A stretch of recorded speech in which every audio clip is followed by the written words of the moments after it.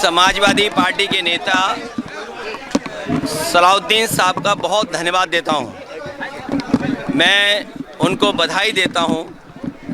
एक बहुत ऐतिहासिक रोज़ा अफ्तारी उन्होंने कराई। इसके बहाने बहुत सारे शहर के और बहुत सारे ऐसे लोग जो समाज में बहुत ज़िम्मेदार हैं, न केवल उनके साथ रोज़ा अफ्तारी करने का मौका मिला बल्कि उनके साथ बैठ कर के उनके त्यौहार में शामिल होने का मौका मिला।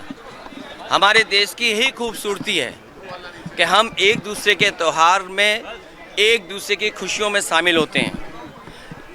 ऐसी गंगा जमनी तहजीब, मिली जुली संस्कृति, ऐसा भाईचारा, ऐसा प्रेम, ऐसा आपस में एक दूसरे के प्रति लगाव दुनिया में शायद कहीं देखने को नहीं मिलता है। यही भारत हमारा, हिंदुस्तानियत यही है हमारी। हिंदुस्तानियत यही पहचान है कि हम एक दूसरे के त्योहारों पर एक दूसरे की खुशी में शामिल होकर के जहां एक दूसरे को बधाई मुबारकबाद देते हैं, वहीं अगर होली है तो हम लोग गले मिलते हैं, ईद है तो गले मिलते हैं। ये देश की जो हिंदुस्तानियत है वो गले मिल कर के एक दूसरे के सम्मान करने की है। इस संस्कृति को, इस परंपरा को हम लोग और आगे बढ़ाएंगे। मैं एक बार फिर सलाउद्दीन साहब को बहुत बहुत मुबारकबाद देना चाहता हूं। उनके साथी, सहयोगी, परिवार के लोगों ने जिस तरीके से सबको बुला करके, सम्मान दे करके एक साथ इस कार्यक्रम का रोज़ा अफ्तारी का आयोजन किया है। बहुत बहुत बधाई। सर, गैस सिलेंडर को लेकर लखनऊ समेत पूरे प्रदेश में लंबी लाइनें हैं और एक हफ्ते बाद ईद का त्योहार, पेट्रोलियम पदार्थों की दिक्कत शुरू हो रही है। देखिए, ये मुख्यमंत्री कह रहे हैं कि कोई कमी नहीं है। ये जो डीजल, पेट्रोल और गैस का संकट आया है, ये हमारी विदेश नीति के फेलियर है। और युद्ध कोई नहीं चाहता है। युद्ध से लोगों की जान जाती है, युद्ध में नुकसान होता है, युद्ध में हम बहुत पीछे छूट जाते हैं। जो भारत की भूमिका रही है, जो पॉलिसी, या हमारे देश को तभी विश्वगुरु मानते जब हम ऐसी परिस्थितियां देश के सामने पैदा करते कि वॉर ही ना होता। इस संकट और इस वॉर के समय पे भी भारतीय जनता पार्टी मुनाफाखोरी करना चाहती है। ये जितना कुछ मुनाफाखोरी है, ये सब भारतीय जनता पार्टी के लोग शामिल हैं। और कोई अफवाह नहीं फैला रहा है, अफवाह सरकार फैला रही है। मुख्यमंत्री जी खुद अफवाह फैला रहे हैं। अगर आप ऑनलाइन रजिस्टर करना चाहते हैं सिलेंडर, तो ऑनलाइन रजिस्टर नहीं हो रहा है, आपको लाइन में लगना पड़ रहा है। ये किसने आदेश दिया कि इतने दिनों बाद आप सिलेंडर भराएंगे? आपको जहां पर्याप्त एलपीजी का इंतज़ाम करना चाहिए था, लोगों को भरोसा दिलाना था कि कहीं संकट नहीं आने वाला है, वहीं सरकार ने विपरीत काम किया और कहा कि सिलेंडर इतने दिनों में भरा जाएगा, कॉमर्शियल सिलेंडर इतने दिनों में भरा जाएगा। तो अफवाह और फैसला लेने की वजह से ये तमाम कन्फ्यूज़न हुआ, जिसकी वजह से लंबी लंबी लाइनें लगी हैं। पूरे उत्तर प्रदेश में, देश में लाइनें इसी तरह लगी हुई हैं। गोली मारी गई 2 कर्मचारी को, उसके बाद हाफ एनकाउंटर किया गया है। लगातार दावा किया जा रहा है लॉ एंड ऑर्डर में बेहतरी हुई है। देखिए, मुख्यमंत्री के स्वजाती लोग, मुख्यमंत्री जी के स्वजाती लोग समझते हैं लॉ एंड ऑर्डर उनके हाथ में है, और उसी का परिणाम है कि इतनी बड़ी घटना बदायूं में हुई। ये सूचना मिल रही है कि जिनकी जानें गई हैं, उन्होंने कई बार पुलिस को ये शिकायत की थी कि उनको धमकी मिल रही है, उनको जान मारने की धमकी दी जा रही है, लेकिन उसके बावजूद ही पुलिस एक्ट नहीं की। इसका मतलब कहीं ना कहीं अहंकार था। जो हत्यारे हैं, उन्हें अहंकार इस बात का था कि स्वजाती सरकार है, उनका कुछ बिगड़ने वाला नहीं है। उसी की वजह से इतनी बड़ी घटना हुई है। संभल में घटना हुई है जहां अब जो नए सीओ आए हैं वो भी मुसलमान। सर, संभल के डिप्टी एसपी कहते हैं कि ईरान के ऊपर जो आवाजें उठा रहे हैं, नए डिप्टी एसपी कह रहे हैं कि उनके लिए आवाजें उठा रहे हैं, वहीं चले जाएं। ये बात आप समझ लीजिए, और ये हमें आपको समझना चाहिए। जिन लोगों को सेकुलर पॉलिटिक्स करनी है, जिन लोगों को इस देश की जो मिली जुली संस्कृति है उसमें और भरोसा बढ़ाना है, उनके लिए इस तरह की घटना जो हो रही हैं दुखदाई हैं।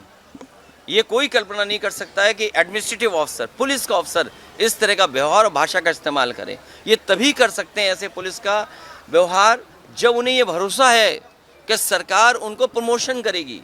कुछ लोग प्रमोशन के लिए इस तरह का गलत भाषा का इस्तेमाल करते हैं, सरकार के खास बनने के लिए ऐसा करते हैं, क्योंकि बीजेपी के पास कुछ काम नहीं बचा है। एक दो काम जरूर हुए हैं, लेकिन महंगाई, भ्रष्टाचार, किसान की तबाही और जो बेरोजगारी है उसका जवाब इनके पास नहीं है। इसीलिए जानबूझ करके कोई ना कोई अधिकारी के माध्यम से या अपने किसी और बहुत करीबी व्यक्ति से इस तरह की भाषा का इस्तेमाल कराते हैं। आपको याद होगा पुलिस के अधिकारी इससे पहले भी किया था और कोर्ट ने उसमें मुकदमा दर्ज करने के लिए कहा, और जब मुकदमा दर्ज हुआ तो उसका ट्रांसफ़र कराया गया था। लेकिन ये कंटेम्प्ट ऑफ कोर्ट है, ये अनकॉन्स्टिट्यूशनल काम है, अनडेमोक्रेटिक काम है। अगर एफआईआर कोई लिखाता है और कोर्ट ये कहता है एफआईआर लिखनी चाहिए, एफआईआर तो लिखनी ही चाहिए। एफआईआर के खिलाफ आप फैसला नहीं दे सकते हैं। कोर्ट के फैसले के बाद कोर्ट का फैसला लाना और जज का ट्रांसफ़र करना, यही अनकॉन्स्टिट्यूशनल काम है, यही अनडेमोक्रेटिक काम है। भारतीय जनता पार्टी कॉन्स्टिट्यूशन और संविधान नियम पे भरोसा नहीं रखती है। सर, आलू किसान जो है अपने आलू को सड़कों पे छोड़ के जा रहा है, दावा कर रहा है कि पैसा नहीं मिल पा रहा है। देखिए, कन्नौज से अच्छा आलू कहीं नहीं होता, फरक्काबाद से अच्छा आलू कहीं नहीं होता, आगरा से अच्छा आलू नहीं होता है। इधर बिजनौर, मुजफ्फरनगर में भी आलू पैदा होने लगा है। उत्पादन के मामले में उत्तर प्रदेश बहुत आगे है। हमारे मुख्यमंत्री जी को होश ही नहीं है, क्योंकि यहाँ गांजा पकड़ा जा रहा है। आए दिन लखनऊ हो, हर दिन खबर सुनने को मिलती गांजा पकड़ा जा रहा है, और एक एक किलो नहीं, दो दो किलो, 20-20 किलो ट्रक में छिपा के गांजा आ रहा है। बताइए, यूपी में जब गांजा आएगा तो आलू पे कौन ध्यान देगा? जब गांजा ही आएगा तो आलू पे कौन ध्यान देगा? यहाँ पे गांजा पे ज़्यादा ध्यान है। और मुझे कहीं ऐसा लगता है कि ये नए ज़माने का जो प्लेटफॉर्म है, OTT पे कोई गंज सीरियल न बना दे। भाई, ऐसा भी हो सकता है कि OTT पर ये जो प्लेटफॉर्म है कोई गंज सीरियल न बनाने लगे। भाई, पहले भी कई सीरियल बने हैं, मिर्ज़ापुर वाला बनाई है हम लोगों ने, आपने देखा ही है। तो कहीं इससे प्रभावित होकर के गांजा से, और इतना यूपी में जो गांजा पकड़ा जा रहा है, कहीं OTT पे कोई ऐसा भी कर सकता है कि सीरियल बने और वो सरकार पे अप्लाई करे कि हमें सब्सिडी मिलनी चाहिए। और मैं आपको वादा करता हूँ और ये भरोसा दिलाता हूँ, अगर कोई OTT पर गांजा गंज सीरियल या सीरीज़ बनाएगा तो उत्तर प्रदेश की सरकार, भारतीय जनता पार्टी उसको भरपूर सब्सिडी देगी। पुलिस बेचते हुए सब दिख रही है, मामला भी सामने है कानपुर में। पूरी पुलिस इसमें शामिल है, और कानपुर में ये पहली बार नहीं पकड़ा गया मामला। पुलिस बन करके तो अभी, और पहले पुलिस ही शामिल थी गांजा बिकवाने में। जो 100 करोड़ का जो पकड़ा गया पुलिस पर, तो पुलिस खुद शामिल थी। अब बताइए, यूपी की पुलिस अगर गांजा बिकवाएगी और मुख्यमंत्री जी की जानकारी में होगा, ऐसा तो है नहीं कि मुख्यमंत्री की जानकारी में ना हो। कुछ आयोजनों में फ्री होती है चीज़ें, लेकिन ये सरकार ने तो हर जगह फ्री कर रखा है गांजा।